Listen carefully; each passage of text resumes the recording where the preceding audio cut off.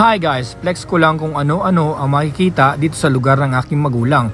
Kaya ngayong hapon, sakay sa tricycle ng aking ama ay iikot kami mula sa lugar namin patungo sa palengke ng area namin at pabalik. Kaya samahan nyo kami guys sa aming maiksing biyahe upang makita nyo rin kung ano ang nasa lugar namin.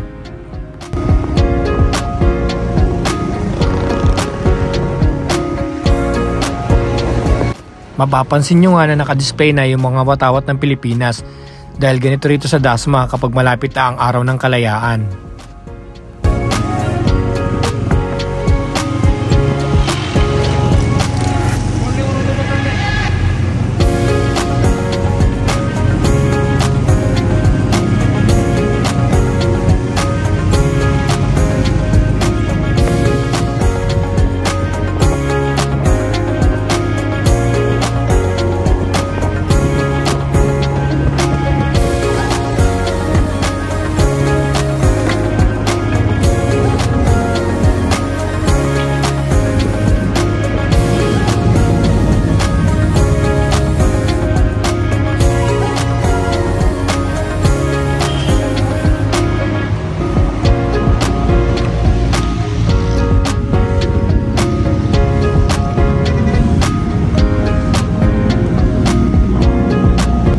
Ayan, at ilang saglit na nga lang ay makakarating na tayo sa palengke ng area namin. Ayan. Ito yung palengke ng lugar namin, ang tinatawag namin na Talipapa. Ayan, medyo matagal-tagal na rin yan. At marami na rin na bago.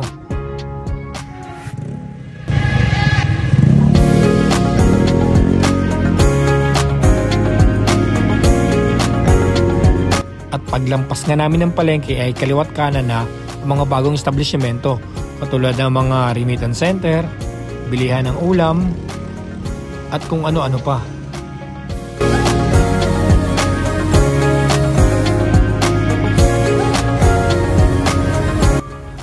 Ayan, at pabalik na nga kami. Ito naman ang sa kabilang tawid ng kalsada. So marami na ring establishmento rito at medyo matraffic na rin yung lugar.